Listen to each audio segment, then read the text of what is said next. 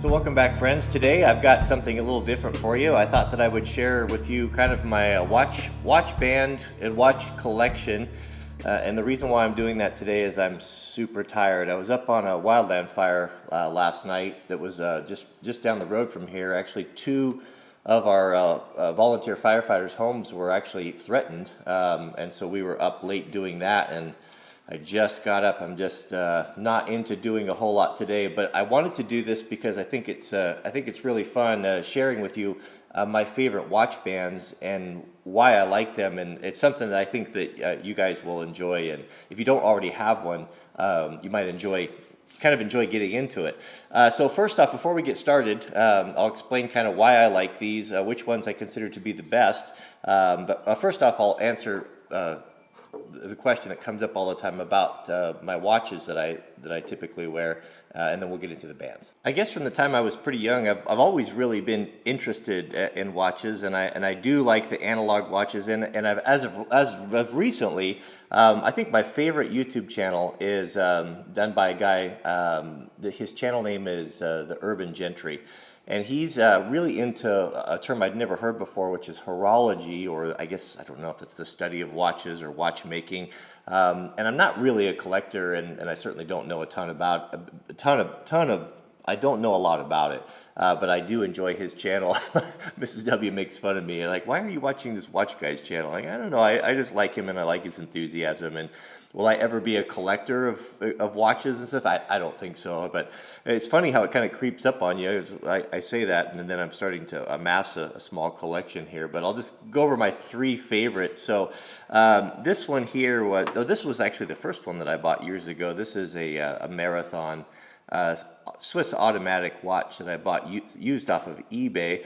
And I really like this watch. I wore it on a lot of wildland fires, and I wore it, it was just my daily watch, and I just thought that was the coolest thing. I had some problems with it not keeping time, and so I started looking around at different things. And so then I kind of got into the field watches. This is a Hamilton khaki, and it's kind of an old school. It's just a winder. It's not automatic. It's you do have to wind it up, every day or so.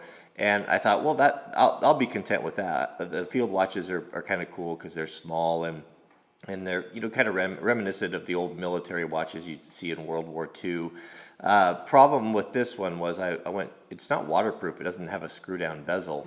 It says it's waterproof, but it's not. I took it for a swim in just a swimming pool. It wasn't even a deep one. It was like 5 or 6 feet deep, and it got water inside of it and kind of stained the hands, and that bothered me. Like, I can't have a watch that's not going to be waterproof. So I started looking around, and that brought me to my all-time favorite. If I never had another watch, I would be very content with I love this watch. This is the Seiko Tuna. This is actually a quartz watch, and this is a purpose-built tool watch, and it is my favorite. It's absolutely gorgeous, and that's the one that I wear all the time. I don't wear this one because it doesn't keep time. Plus, I think the Seiko is, I like it so much better that it just goes in the drawer. I don't know, maybe I'll give it to Jack someday, and I don't wear this one really either.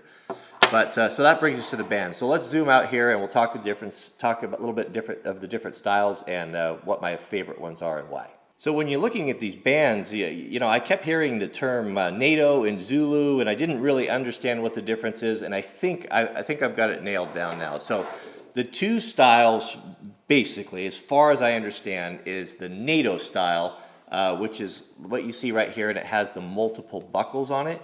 And what you're going to have is you're going to have an extra layer of material that's connected with a D-ring. Now, these were first, I think that they were invented by the British in the early 70s. They were looking for a watch band that would protect the watch, that was very durable in any condition. And the thing that's kind of unique about the Natos and the Zulus is the way that they thread on here. And if you have a spring bar failure, these are the spring bars that connect the band there. If you have one of these that fail, which I've had in the past, with a traditional band, you would lose your watch. With the Natos and the Zulus, they weave through here in a way that if one fails, you still are connected by the second, so you have a backup. And that really appeals to me, as I saved my money years ago out when I graduated school, and I bought a Tag Heuer watch, and I lost it on a wildland fire because it didn't have, because I wasn't using the NATO strap. So the NATOs are going to have that extra bit of fabric right there, and then the Zulus are going to, they're not going to have it. They look very similar in that you have the D-rings, but if you look on the back, it does not have that deal. Okay, so how it works, I'll get these out of the way, is you take this apart here, and you see why these are so good, and then you weave it through the spring bars.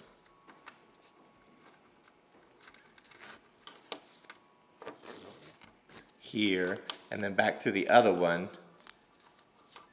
So now you can see how we go through both of those.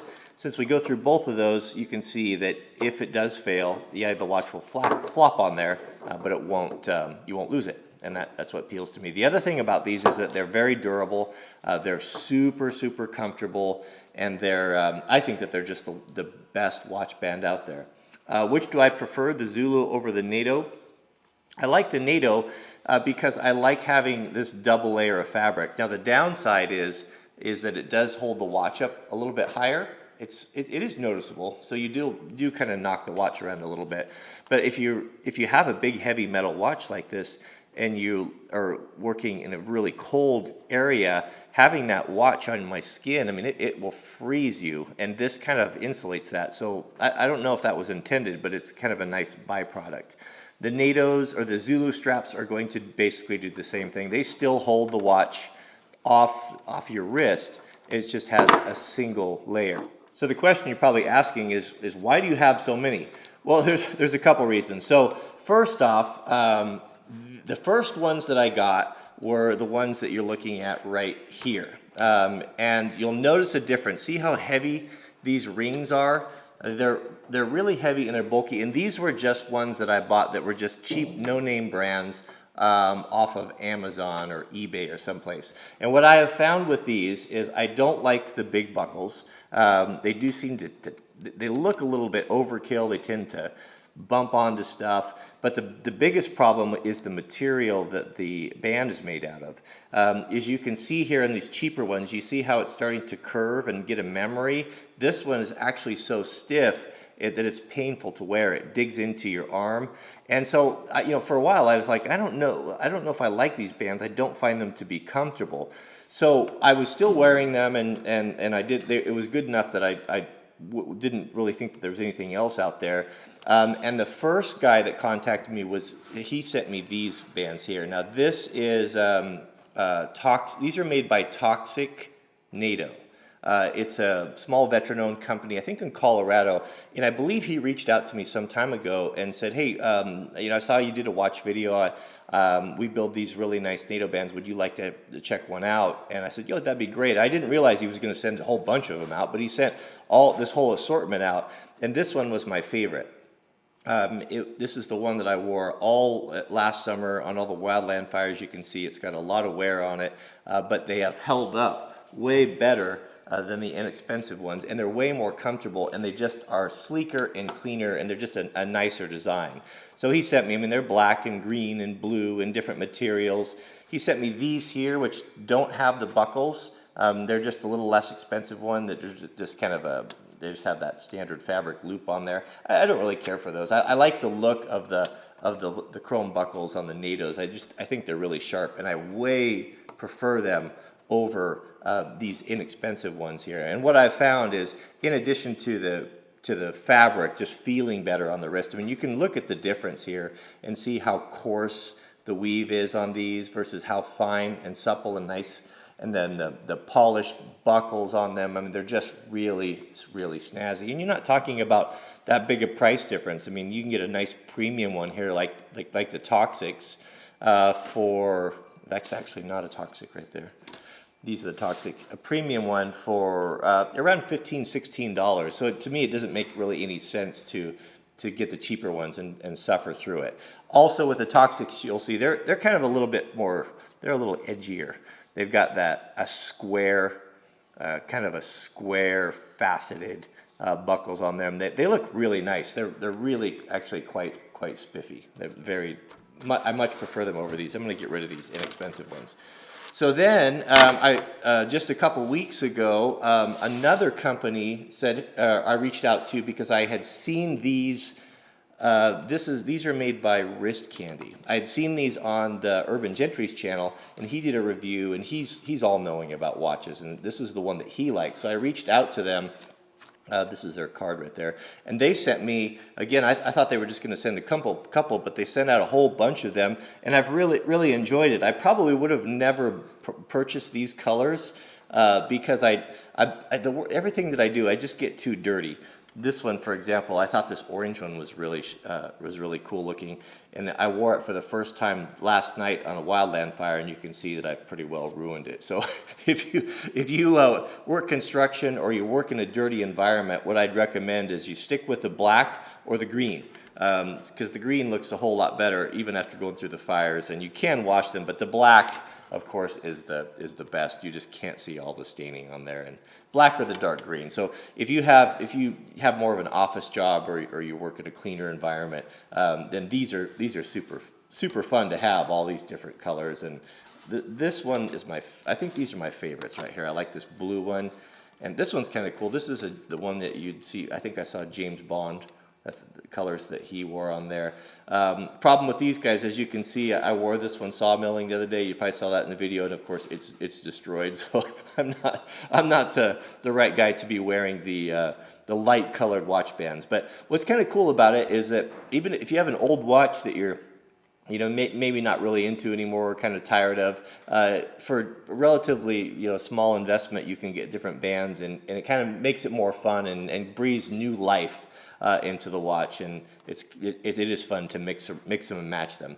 They also sent me these, which are, I wrote it down here. This is called Perlon, and this is I guess is more of a Zulu style strap. I don't know if it can be considered that without the rings in it, but these might appeal to some people because they don't have any holes. They're a weave, and they're pretty much infinitely adjustable. I personally don't care for the looks of them. I probably wouldn't wear them. I like the Natos. Those are my favorite. And also, so when you're looking at these, whether you go with the Toxics or the Natos, I think from using them and wearing them quite a bit, they both are just premium, wonderful straps. So it just kind of comes down to preference. If you kind of like that little bit more angular and edgy look to it, the sharp angles, maybe you might like the Toxic. If you like maybe something it's a little bit more subtle and round with the chrome polish instead of the brushed, then the Wrist Candy ones are really nice as well. So what you're looking for is the stitching. You can really see that these guys have a nice heavy duty stitch. Also the ends are all glued right there, and they've burnt, and I don't know if they looks like they probably use some sort of a heat. They burnt through there, so they don't seem to fray. What I've noticed with some of the cheaper ones is right here, this is a cheap Zulu strap. None of that was done. Not only is it uncomfortable and very rigid, also it starts to fray where you use it. Where this one here, that I wore all last summer, you can see no fraying whatsoever. It just held up better. It's been a really great band. It'll just go on and on and on for a long time. So do I have a recommendation on which one to get? Not really. I think that they're both wonderful. They're both small family-owned companies, and you couldn't go wrong with either one. So this is not a product endorsement. I'm doing them a favor because I thought it was very kind of them that they sent me all these nice watch straps, and I've really enjoyed wearing them, and I wanted to help them out. So I don't make anything off of this. I just wanted to.